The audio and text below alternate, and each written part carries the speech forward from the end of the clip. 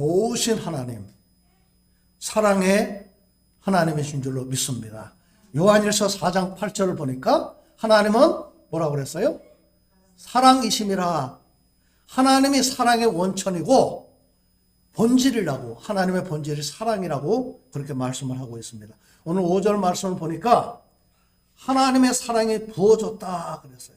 부어졌다. 헬라어 에퀴노라고 하는 말은 에크와 케오가 합쳐진 단어인데, 에크는 밖으로라고 하는 뜻이에요.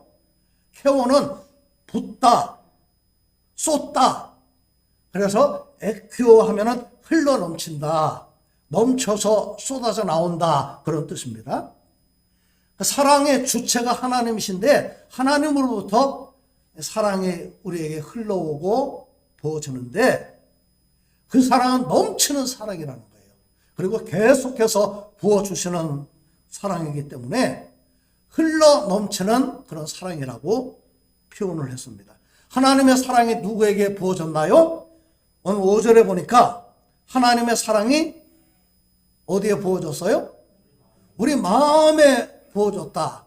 다시 말하면 하나님의 사랑이 나에게 부어졌다. 그래서 오늘 설교 제목이 나에게 부어진 하나님의 사랑입니다. 하나님의 사랑이 우리 마음에 넘치게 부어지는 체험을 하는 것은 오늘 오전에 보니까 누구로 말미암아? 성령으로 말미암아. 예, 성령의 역사라고 그렇게 말씀을 하고 있습니다. 오늘 저와 여러분이 성령의 역사로, 하나님의 은혜로 정말 그 십자가 앞에서 그 충만한 넘치는 사랑을 날마다 체험하는 은혜가 있으시기를 주님의 이름으로 축복합니다. 그런 사랑은 소망을 잃지 않는데요. 그래서 소망이 우리를 부끄럽게 하지 아니한다, 그렇게 표현을 했습니다. 세번역 성경에는 이 희망은 우리를 실망시키지 않습니다, 그렇게 번역을 했어요. 그러니까 우리가 끝까지 소망을 붙잡고 살 수 있는 이유는 하나님의 사랑이 우리에게 넘치게 부어졌기 때문인데, 그것을 깨닫게 되는 것은 성령의 역사다, 그렇게 말씀을 하고 있는 거예요. 그런데 오늘 말씀의 핵심은 그 사랑이 어떤 사랑인가? 생명을 주신 사랑이라는 거죠. 그래서 오늘 본문에 보니까 그리스도께서 죽으셨다라고 하는 말을 3번이나 반복을 하고 있습니다. 6절에 보니까 죽으셨도다, 8절에 보니까 죽으심으로, 10절에 보니까 그의 아들의 죽으심으로 말미암아, 계속 그 말을 반복하는 거예요. 그 말은 뭐냐? 주님이 왜 죽으셨는가? 하나님의 사랑 때문에 죽으셨는데 그 사랑은 바로 나를 구원하시기 위해서 주님이 죽으셨다, 바로 그런 표현입니다. 왜 주님이 죽으셨는가? 하나님의 사랑 때문이라는 거죠. 누구를 위한 사랑인가? 나를 위한 사랑인 줄로 믿습니다. 그 사랑의 열매가 바로 구원이에요. 그 구원이 바로 하나님의 사랑입니다. 우리가 구원받은 것은 하나님의 사랑이에요. 그래서 복음 중에 복음이라고 하는 요한복음 3장 16절에 그렇게 말씀하고 있잖아요. 하나님이 세상을 이처럼 사랑하다. 이처럼 사랑하셨다고 하는 말은 독생자를 이 땅에 주시기까지, 나를 위해서 십자가에 죽기까지 우리를 사랑하셨다, 그런 표현입니다. 독생자를 주셨으니 이는 그를 믿는 자마다 멸망하지 않고 영생을 얻게 하려 하심이라. 아멘.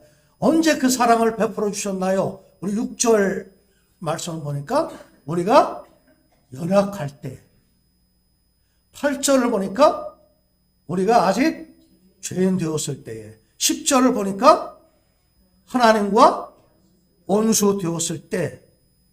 근데 그 말에 이 반복되는 전제 조건이 있죠. 아직이라고 하는 그런 단어입니다. 모든 인간은 죽습니다. 병 때문에 죽고 자연적으로 살다가도 반드시 죽는 것이 우리 인간입니다. 근데 성경은 모든 사람이 죄인이라고 말씀하고 있어요. 죄의 값은 사망이라고 말씀하고 있습니다. 그게 로마서 3장 23절에 나와 있죠. 모든 사람이 죄를 범하였으며 하나님의 영광에 이르지 못한다. 죄의 삭은 사망이다.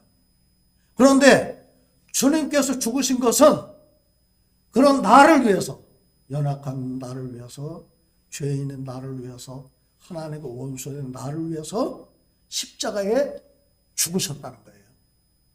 그 사실을 여러분 믿습니까? 아멘. 언제 주님께서 죽으셨나요? 그것을 우리 한번 말씀을 통해서 함께 살펴보기를 원합니다. 우리 6절 말씀을 같이 읽겠습니다. 시작. 우리가 아직 연약할 때에 기약대로 그리스도께서 경건하지 아니한 자를 위하여 죽으셨도다. 연약하다. 무력한 거예요. 무능한 거예요. 비천한 상태입니다. 하나님을 알지 못하는 때입니다.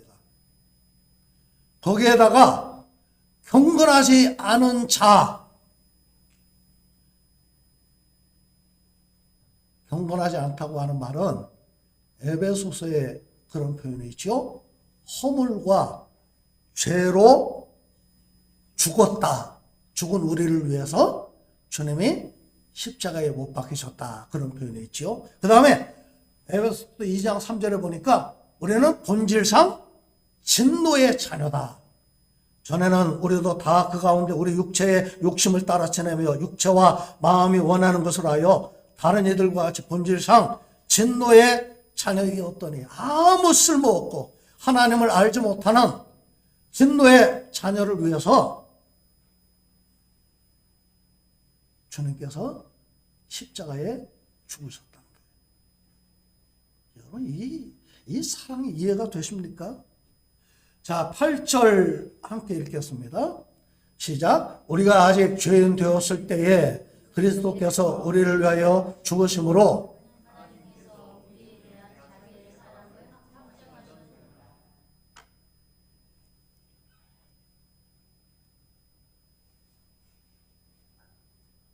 우리가 아직 죄인 되었을 때에 모든 사람은 죄인이고 죄값으로 죽을 수밖에 없을 때에 그런 우리를 위해서 주님의 십자가에 죽으셨는데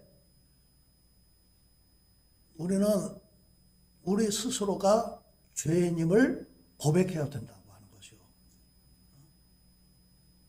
우리 신앙의 첫걸음은 하나님 앞에 내가 죄인이라고 하는 것을 고백하는 겁니다. 이게 신앙의 출발이에요. 우리가 그 세례 받을 때 다 고백하잖아요. 예수 그리스도를 구주로 영접할 때 우리는 뭐라고 고백합니까? 주님, 나는 죄인입니다. 주님이 나 같은 죄인을 위해서 십자가에 죽으시고 부활하신 것을 믿습니다. 그것을 고백하지 않는 사람은 예수 믿는 사람 아닙니다. 우리 주님은 의인을 부르러 온 것이 아니라 죄인을 부르기 위해서 이 땅에 오셨고 우리는 죄인임을 고백해야 된다는 거죠. 그러니까 사도 바울이 디모데전서 1장 12절에 보니까 이렇게 고백을 했습니다. 나를 능하게 하신 그리스도 예수 우리 주께 내가 감사함은 나를 충성되이 여겨 내게 직분을 맡기심이니 내가 전에는 비방자요 박해자요 폭행자였으나 도리어 공의를 입은 것은 내가 믿지 아니할 때에 알지 못하고 행하였습니다. 믿보다 모든 사람이 받을 만한 이 말이요 그리스도 예수께서 죄인을 구원하시려고 세상에 임하셨다 하였도다. 내가 죄인 중에 괴순이라. 예, 그런 나 같은 죄인을 위해서 주님이 십자가에 죽으신 거예요. 세 번째, 우리 10절 함께 읽겠습니다. 시작. 곧 우리가 원수 되었을 때에 그의 아들의 죽으심으로 말미암아 하나님과 화목하게 되었은즉 화목하게 된 자로서는 더욱 그의 살아나심으로 말미암아 구원을 받을 것이니라. 하나님과 원수가 되었을 때 우리가 원수 되었다고 하는 그런 표현은 하나님과 원수 되었다 그런 표현입니다. 성경에 누구를 하나님의 원수라고 그랬어요? 사단, 마귀가 하나님의 원수입니다만 우리도 하나님과 원수 되었다는 거예요.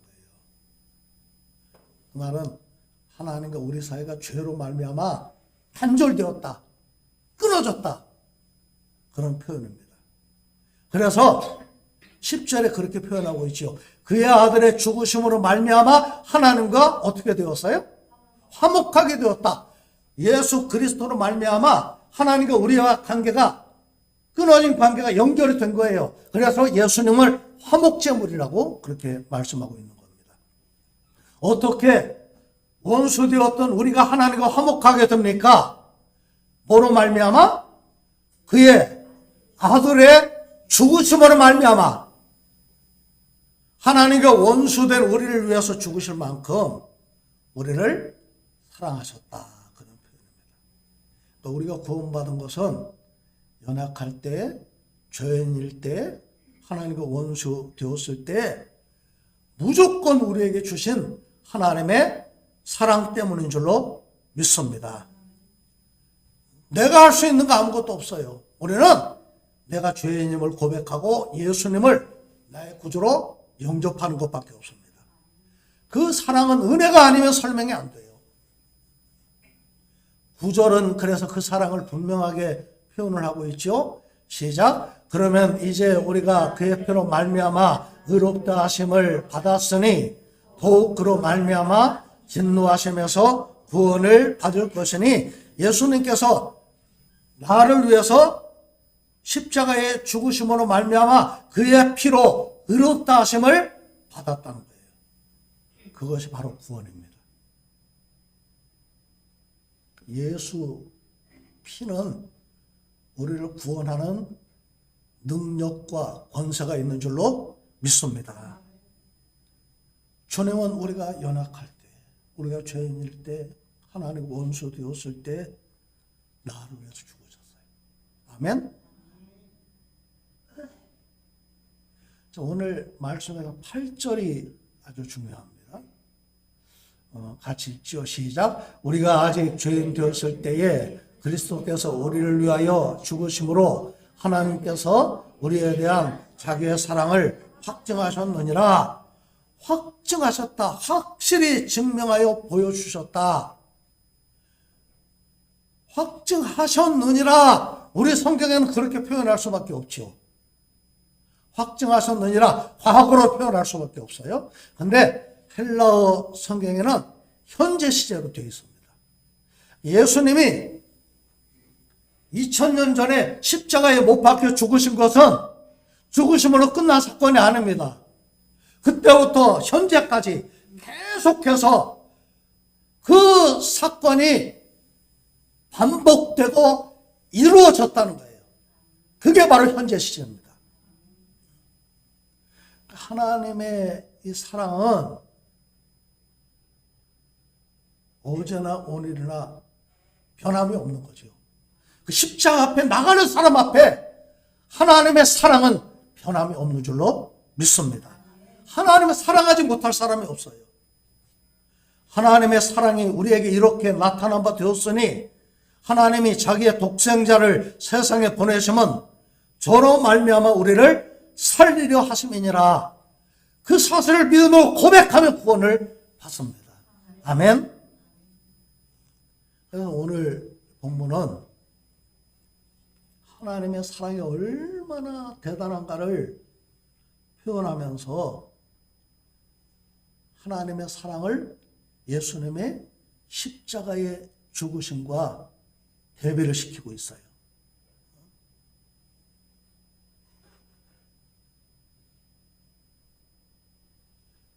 이게 십자가라고 하는 것이 죄인들이 매달린 형틀이잖아요.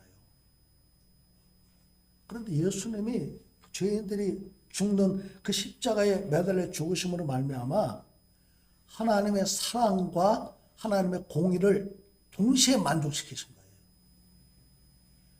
하나님의 공의는 죄인은 죽어야 돼요. 하나님의 사랑은 무조건 죄인도 구원받는 것이 하나님의 사랑입니다. 근데 이 두 가지를 예수님의 십자가 위에서 당신이 죽으심으로 말미암아 사랑과 공의를 동시에 만족시켰다는 거예요. 그게 하나님의 지혜고 하나님의 능력이라고 고린도전서 1장에서 말씀하고 있는 겁니다. 유대인들이 볼 때는 거리끼는 겁니다. 이방인들이 볼 때는 미련한 거예요. 그런데 그 생각하지도 못한 그 방법이 하나님의 능력이고 하나님의 지혜인 것이 십자가를 통해서 나타나게 되었다는 거죠.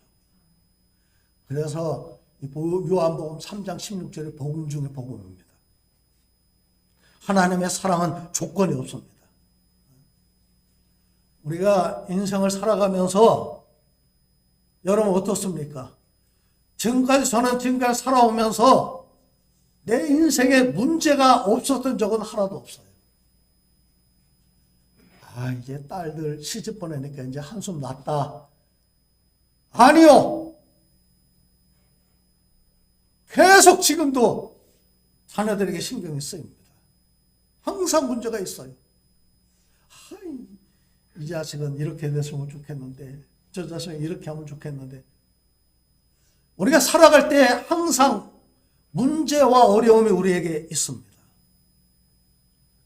우리 개인뿐만 그렇습니까? 개인만 그렇습니까? 이 나라도 우리가 그렇잖아요. 지금 미국이 이스라엘이 이란을 침공해서 전쟁이 벌어졌는데 여러분 보세요. 그런 문제가 항상 세계적으로 얼마나 그런 문제가 많습니까? 환란, 곤고, 박해, 기근, 적신, 위험, 칼. 우리가 살아가는 자리에 항상 그런 문제들이 우리를 괴롭히는 거예요. 그러나 하나님의 사랑이 우리에게 부음바 되었기 때문에 우리는 반드시 승리하게 될 줄로 믿습니다. 그것이 믿음이에요.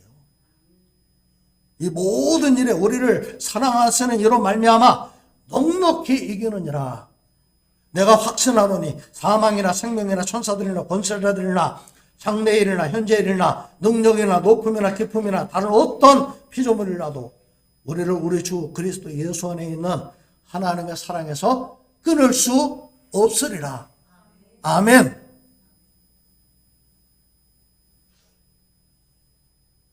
우리가 늘 하나님의 사랑을 힘입어 살아가지만 더 중요한 게 있지요. 내가 그 사랑을 뭐 해야 돼요? 깨달아야 돼요. 내가 알아야 돼요. 제가 재미있는 글을 읽었어요. 교도소에 가서 복음을 전하는 어떤 목사님에게 전과 7범 청년이 찾아왔습니다. 목사님, 내가 교도소에서 목사님 설교를 듣고 은혜 받고 세례를 받고 이렇게 출소해서 새 사람이 되었습니다. 내 직장을 좀 알아봐 주십시오. 갑자기 직장을 어떻게 알선을 합니까? 그래서 목사님이 당황을 했어요. 우물쭈물하고 이렇게 있다가 내가 당신을 제대로 알지도 못하고 지금 당장 소개할 직장도 없다. 그런 얘기로 얘기하고 있는데 갑자기 이 청년이 자리에서 벌떡 일어나면서 내가 그럴 줄 알았습니다. 사랑하는데 사랑이 어디 있어요? 그러면서 자기 살아온 얘기를 하는 거예요. 내가 태어났을 때 어머니가 나를 고아원 앞에 버렸답니다. 나는 지금까지 어머니 아버지 얼굴도 모르고 고아원에서 살다가 14살 때 고아원을 뛰쳐나와서 지금까지 전과 7범이 됐지만 이제 내가 그 사랑을 믿고 새 사람이 되려고 그랬는데 다 거짓말이래요.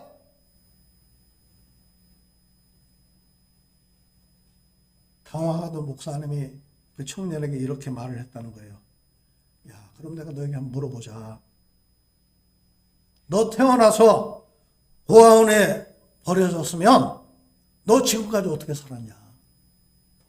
네가 우유 타서 네가 혼자 우유 먹고 살았냐? 네가 기저귀 갈았냐? 네가 밥을 먹었냐? 네가 돈을 벌었냐? 네가 지금까지 살아온 것은 누군가 너에게 사랑을 베풀었기 때문이고, 야, 너 부모도 아니고 너와 전혀 관계도 없는 사람이 너를 지금까지 돌보고 너에게 베푼 것은 사랑이 아니냐? 참 그렇습니다. 우리가 경험하고 아는 것만 사랑이 아니시오. 우리가 알지 못하고 갚지 못한 그런 사랑이 얼마나 많습니까? 부모님 사랑, 그 은혜 우리가 다 갚을 수 있어요? 알지 못하는 사람이 나에게 베풀어 주신 사랑은 우리가 어떻게 갚을 거예요? 우리는 다 알 수도 없고 다 갚을 수도 없다는 거예요. 주님은 마태복음 6장에서 목숨을 위하여 무엇을 먹을까, 무엇을 마실까, 몸을 위하여 무엇을 입을까 염려하지 말라고 하시면서 뭐라고 말씀하셨어요? 공중에 새를 봐라. 심지도 않고 거두지도 않고 창고에 모아두지도 아니하되 하늘 아버지께서 기르시나니 너희는 이것들보다 귀하지 아니하냐. 둘의 백합화가 어떻게 자라는가 생각하여 보라. 수고도 아니하고 길쌈도 아니하느니라. 솔로몬의 모든 영광도 있고 하나만도 못하다. 오늘 있다가 내일 아궁에 던져지는 들풀도 하나님이 이렇게 입히시거든. 하물며 너희일까 보냐. 믿음이 적은 자들아. 그러면 또 뭐라고 그러셨어요? 염려에 이르기를 무엇을 먹을까, 무엇을 마실까, 무엇을 입을까 하지 말라. 너희는 먼저 그의 나라와 그의 의를 구하라. 그리하면 이 모든 것을 너희에게 더하시리라. 예, 우리가 나에게 부어진 그 하나님의 사랑을 안다는 게 뭐예요?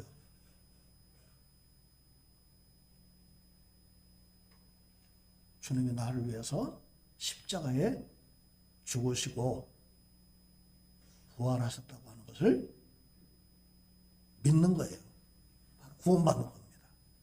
오늘 9절 보세요. 그의 피로 말미암아 의롭다 하심을 받았고 진노하심에서 구원을 받았다. 이 진노는 그냥 하나님 화를 냈다 그런 표현이 아니라 최후의 심판을 말하는 거예요. 예수 믿고 구원받은 사람은 하나님의 심판이 없어요. 10절 우리가 원수 되었을 때에 그의 아들의 죽으심으로 말미암아 하나님과 화목하게 되었은즉 그 다음에 또 뭐라고 그랬어요? 화목하게 된 자로서는 더욱 뭐로 말미암아? 예, 십자가와 부활을 말씀하고 있는 거죠. 자, 9절 다시 보여주세요. 그의 그로 말미암아 진노하심에서 구원을 받았다고 그랬어요? 받을 것이라고 그랬어요? 받을 것이다. 10절 보세요. 그의 살인하심으로 말미암아 구원을 받을 것이니라. 미래형으로 기록이 되어 있어요. 왜 미래형으로 기록되었을까요? 구원은 우리는 이미 구원 받았습니다. 과거형이에요. 과거 완료형이에요. 예수 그리스도를 구주로 고백하면 이미 우리는 구원을 받은 거예요. 그런데 왜 여기서는 구원받을 것이라고 미래형을 썼을까요? 우리는 이미 구원받았지만 우리가 받을 구원은 아직 완성되지 않았지요. 앞으로 각 사람의 구원을 완성할 때가 있는 거예요. 그때는 미래입니다. 그래서 빌립보서 2장 12절에도 이렇게 말씀하고 있습니다. 그러므로 나의 사랑하는 자들아 너희가 나 있을 때뿐 아니라 더욱 지금 나 없을 때에도 항상 복종하여 두렵고 떨림으로 너희 구원을 이루라. 미래형으로 되어 있어요. 구원은 이미 완료되었지만 우리는 계속 그 은혜를 붙잡고 우리 생명이 다하는 날까지 구원을 이루어내야 된다는 거죠. 아멘? 예. 오늘 찬송가 151장 보니까 늘 울어도 그 큰 은혜 다 갚을 수 없네. 나 주님께 몸 바쳐서 주의 일 힘쓰리. 그러면서 후렴에 이렇게 되어 있어요. 십자가 내가 처음 볼 때에 뭐가 사라져요? 나의 마음의 고통이 사라졌어요. 나의 마음의 근심이 사라졌어요. 나의 마음의 두려움이 사라졌어요. 불뱀에 물린 자마다 노뱀을 쳐다보며 사는 것처럼 십자가를 바라보면 영생을 얻고 고통이 사라지고 근심이 사라지고 두려움이 사라지고 십자가 든든히 붙잡고 날마다 나에게 부어주시는 하나님의 사랑을 체험하고 주님 앞에 서는 그날까지 날마다 이기면서 나가는 우리 모두가 되시기를 주님의 이름으로 축복합니다. 우리 기도하겠습니다.